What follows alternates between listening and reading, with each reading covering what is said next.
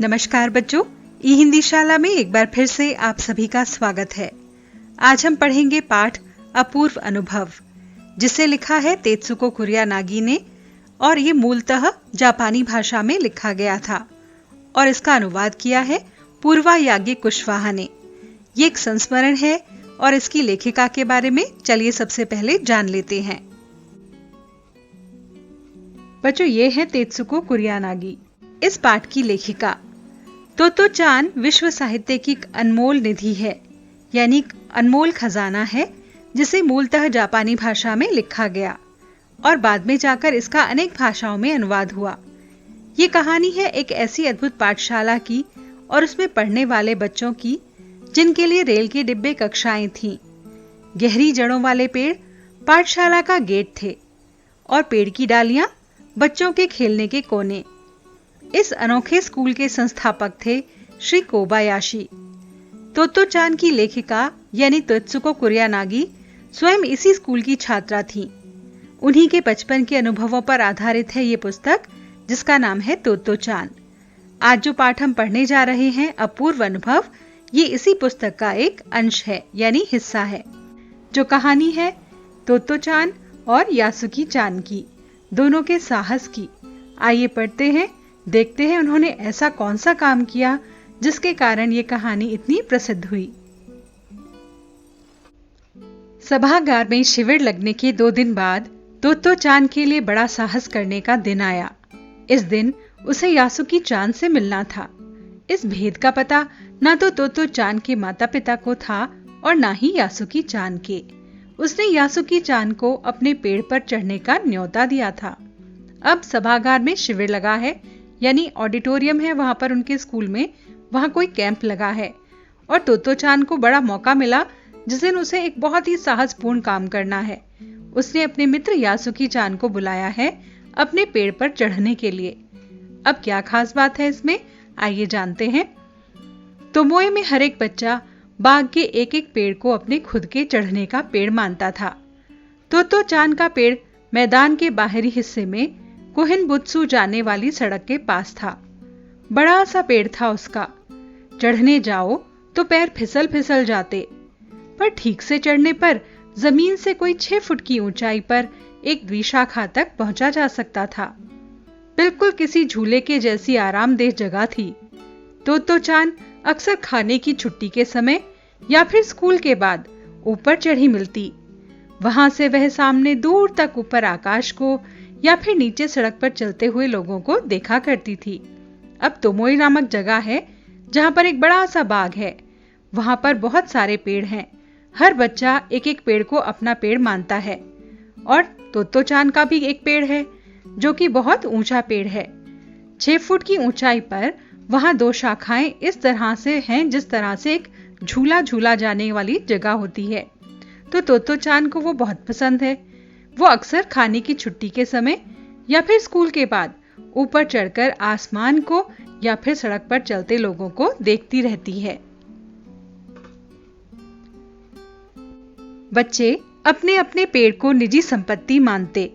किसी दूसरे के पेड़ पर चढ़ना हो तो उससे पहले पूरी शिष्टता के साथ क्षमा कीजिए, क्या मैं अंदर आ जाऊं, ये पूछना पड़ता था। यासुकी-चान को पोलियो था, इसलिए वह ना तो किसी पेड़ पर चढ़ पाता था और ना ही किसी पेड़ को अपनी निजी संपत्ति मानता था। अतः तोतो-चान ने उसे अपने पेड़ पर आमंत्रित किया था, पर यह बात उन्होंने किसी से नहीं कही, क्योंकि अगर बड़े सुनते तो जरूर डांटते। घर से निकलते समय तोतो-चान ने मां से कहा कि वह यासुकी-चान के घर डेनेन-चोफू जा रही है। चूंकि वह झूठ बोल रही थी, इसलिए उसने मां की आंखों में नहीं झांका। वह अपने जूते पर नजरें गड़ाए रखी। रॉकी उसके पीछे पीछे स्टेशन तक आया। जाने से पहले उसे सच बताए बिना तोतो-चान से रहा नहीं गया। अब क्या कारण था कि तोतो-चान ने यासुकी को अपने पेड़ पर चढ़ने को बुलाया? क्योंकि यासुकी को पोलियो था।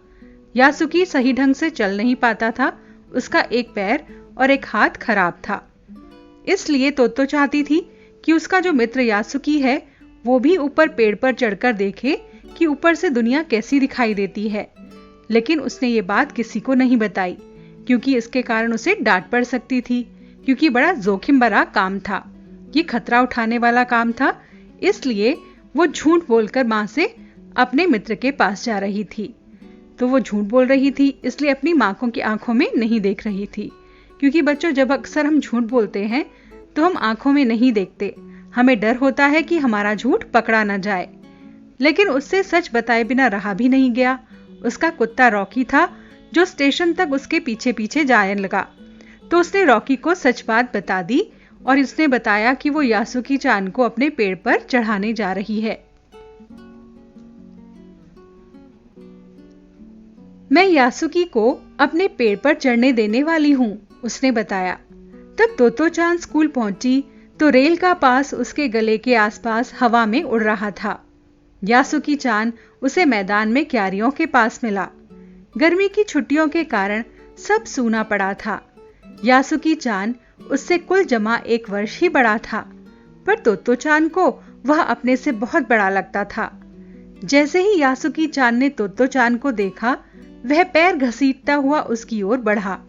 उसके हाथ अपनी चाल को स्थिर करने के लिए दोनों ओर फैले हुए थे। तोतो चान उत्तेजित थी। वे दोनों आज कुछ ऐसा करने वाले थे जिसका भेद किसी को भी नहीं पता था। वह उल्लास में ठिठियाकर हंसने लगी। यासुकी चान भी हंसने लगा। अपने कुत्ते को भेद बताकर वो चल पड़ी अपने मित्र से मिलने के लिए। उसने कुत्ते को क्यों बताया? क्योंकि कुत्ता भेद किसी को भी नहीं बता सकता था, इसलिए, है ना। तो उसने क्या किया, भागकर वो पहुंची उस जगह पर जहां पर यासुकी इसका इंतजार कर रहा था।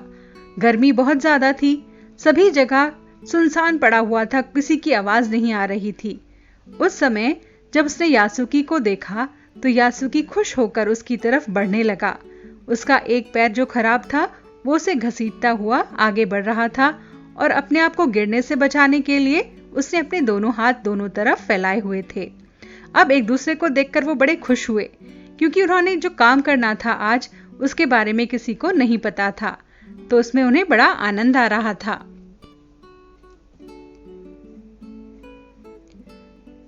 तोतो चान यासुकी चान को अपने पेड़ की ओर ले गई और उसके बाद वह तुरंत चौकीदार के छप्पर की ओर भागी। जैसा उसने रात में ही तय कर लिया था, वहां से वह एक सीढ़ी घसीटती हुई लाई, उसे तने के सहारे ऐसे लगाया जिससे वह द्विशाखा तक पहुंच जाए। वह कुर्सी से ऊपर चढ़ी और सीढ़ी के किनारे को पकड़ लिया। तब उसने पुकारा, ठीक है, अब ऊपर चढ़ने की कोशिश करो। यासुकी चान के पैर इतने कमजोर थे कि वह पहली सीढ़ी पर भी बिना सहारे के चढ़ नहीं पाया। इस पर तोतो चान नीचे उतर आई और यासुकी चान को पीछे से धकियाने लगी। पर तोतो चान थी छोटी और नाजुक सी, इससे अधिक क्या सहायता करती। यासुकी चान ने अपना पैर सीढ़ी पर से हटा लिया और हताशा से सिर झुकाकर खड़ा हो गया। अब यासुकी चान की मदद करने के लिए उसे मालूम था कि वो यासुकी चान को पेड़ पर चढ़ना कोई आसान काम नहीं था। तो वो गई और चौकीदार के छप्पर से, यानी उसकी जो झोंपड़ी थी, वहां से वो एक सीढ़ी घसीटती हुई लाई और पेड़ के तने से लगाकर बोली कि चलो अब इस पर चढ़ो। तोतो चान की सहायता से यासुकी चान ऊपर चढ़ने की कोशिश करने लगा, लेकिन वो चढ़ नहीं पाया और उसने निराश होकर अपना सिर झुका लिया। तोतो चान को पहली बार लगा कि काम इतना आसान नहीं है जितना कि वो सोचे बैठी थी। अब क्या करे वह? यासुकी चान उसके पेड़ पर चढ़े, यह उसकी हार्दिक इच्छा थी। यासुकी के मन में भी उत्साह था। वह उसके सामने गई। उसका लटका हुआ उदास चेहरा था। तोतो चान को उसे हंसाने के लिए गाल फुला फुलाकर तरह तरह के चेहरे बनाने पड़े। ठहरो, एक बात सूझी है। वह चौकीदार के छप्पर की ओर फिर से दौड़ी और अनेक चीजें उलट पुलट कर देखने लगी। आखिर उसे एक तिपाई सीढ़ी मिल गई, जिसे थामे रहना जरूरी नहीं था। देखो, अब डरना मत, उसने बड़ी बहन की सी आवाज में कहा। यह डगमगाएगी नहीं। यासुकी चान ने घबराकर तिपाई सीढ़ी और पसीने से तरबतर तोतो चान की ओर देखा। अब तोतो चान का दोस्त इतना दुखी हो चुका है कि तोतो को समझ नहीं आ रहा क्या करे। वो फिर से गई चौकीदार के छप्पर की ओर, क्योंकि उसे हंसाने का प्रयास कर चुकी थी, फिर भी उसे जब पता था कि यासुकी-चान उस पर भरोसा करके यहाँ आया था, तो वो वापस छप्पर गई और एक तिपाही सीढ़ी, जिसे ट्राइपॉड कहते हैं, जिसे किसी को पकड़ने की जरूरत नहीं होती, ऐसी सीढ़ी ले आई और पेड़ के पास लाकर बोली कि अब डरो मत और इस पर चढ़ने की कोशिश करो। इसे पकड़ना जरूरी नहीं है और ये डगमगाएगी नहीं तो तुम गिरोगे भी नहीं। अब जो यासुकी-चान था वो घबराकर देख रहा था कि अब मैं इस पर कैसे चढ़ूंगा, लेकिन तोतो-चान पूरी तरह पसीने से नहाई हुई थी। उसे देखकर यासुकी के मन में भी कुछ साहस आया। उसे भी काफी पसीना आ रहा था। उसने पेड़ की ओर देखा और तब निश्चय के साथ पांव उठाकर पहली सीढ़ी पर रखा। उन दोनों को यह बिल्कुल भी न पता चला कि कितना समय यासुकी को ऊपर चढ़ने में लगा। सूरज का ताप उन दोनों पर पड़ रहा था, पर दोनों का ध्यान यासुकी-चान को ऊपर पहुंचाने में लगा हुआ था। तोतो-चान नीचे से उसका एक पैर सीढ़ी पर धरने में मदद कर रही थी। उसके सिर से वह तोतो-चान यासुकी-चान के पिछले हिस्से को स्थिर करती। यासुकी-चान पूरी शक्ति से जूझ रहा था। आखिर में वह ऊपर पहुंच गया। हुर्रे! पर उसे अचानक सारी मेहनत बेकार लगने लगी। तोतो-चान तो सीढ़ी पर से छलांग लगाकर द्विशाखा पर पहुंच गई, पर यासुकी-चान को सीढ़ी से पेड़ पर लाने की हर कोशिश बेकार रही, क्योंकि वहां सीढ़ी पर से द्विशाखा पर भी तो पहुंचना था। उन दोनों में थोड़ा सा अंतर था। तोतो-चान ने छलांग लगाई और वो ऊपर चढ़ गई, लेकिन तोतो के बाद यासुकी कैसे पहुंचेगा वहां पर? वो छलांग नहीं लगा सकता था, तो उन्हें सारी मेहनत अब बेकार लगने लगी। यासुकी-चान सीढ़ी थामे तोतो-चान की ओर ताकने लगा। तोतो-चान की रुलाई छूटने को हो गई। उसने चाहा था कि यासुकी-चान को अपने पेड़ पर आमंत्रित करके तमाम नई नई चीजें दिखाए, पर वह रोई नहीं। उसे डर था कि उसके रोने पर यासुकी-चान भी रोने लगेगा। उसने यासुकी-चान का पोलियो से पिचकी और अकड़ी उंगलियों वाला हाथ अपने हाथ में थाम लिया। उसके खुद के हाथ से कितना बड़ा हाथ था। उसकी उंगलियां भी लंबी थीं। देर तक तोतो-चान उसका हाथ थामे रही, तब बोली, तुम लेट जाओ, मैं तुम्हें पेड़ पर खींचने की कोशिश करती हूं। उस समय द्विशाखा पर खड़ी हुई तोतो-चान के द्वारा यासुकी-चान को पेड़ की ओर खींचते हुए अगर कोई बड़ा देखता तो जरूर डर के मारे चीख उठता। अब तोतो-चान ने बहुत कोशिश की किसी तरह से यासुकी को पेड़ पर चढ़ा दे, लेकिन ऐसा नहीं हो पा रहा था। तोतो-चान भी दुखी हो गई और रोने वाली हो गई, लेकिन वो रोई नहीं, क्योंकि अगर उसका साहस छूट जाता तो यासुकी का क्या होता। उसने यासुकी को तसल्ली दी। उसके बाद कहा कि अब तुम इसी जो सीढ़ी है उसके ऊपर लेट जाओ, क्योंकि ऊपर एक प्लेटफॉर्म सा था, उस पर उसने उसे लेटने के लिए कहा और कहा कि मैं यहां से तुम्हें ऊपर खींचूंगी। यदि किसी ने उसे देखा होता उस समय तो वो सच में डर जाता। उसे वे सच में जोखिम उठाते दिखाई देते, पर यासुकी-चान को तोतो-चान पर पूरा भरोसा था। वह खुद भी यासुकी-चान के लिए भारी खतरा उठा रही थी। अपने नन्हे नन्हे हाथों से पूरी ताकत से यासुकी-चान को खींचने लगी। बादल का एक टुकड़ा बीच बीच में छाया करके उन्हें कड़कती धूप से बचा रहा था। काफी मेहनत के बाद दोनों आमने सामने की शाखा पर थे। पसीने से तरबतर अपने बालों को चेहरे पर से हटाते हुए तोतो ने सम्मान से झुककर कहा, मेरे पेड़ पर तुम्हारा स्वागत है। यासुकी-चान डाल के सहारे खड़ा था। कुछ झिझकता हुआ वो मुस्कुराया। तब उसने कहा, क्या मैं अंदर आ सकता हूं? उस दिन यासुकी-चान ने दुनिया की नई झलक देखी, जिसे उसने पहले कभी नहीं देखा था।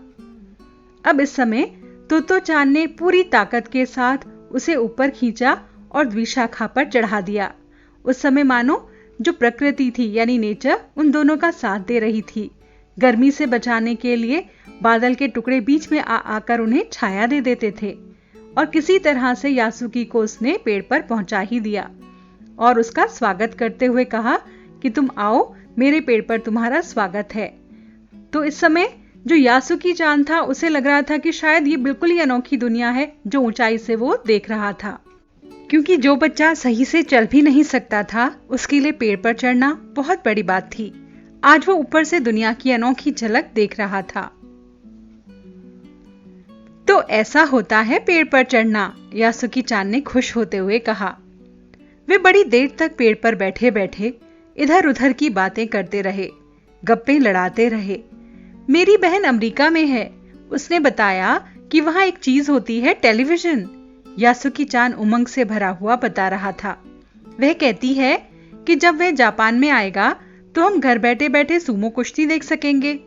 वो कहती है कि टेलीविजन एक डिब्बे जैसा होता है।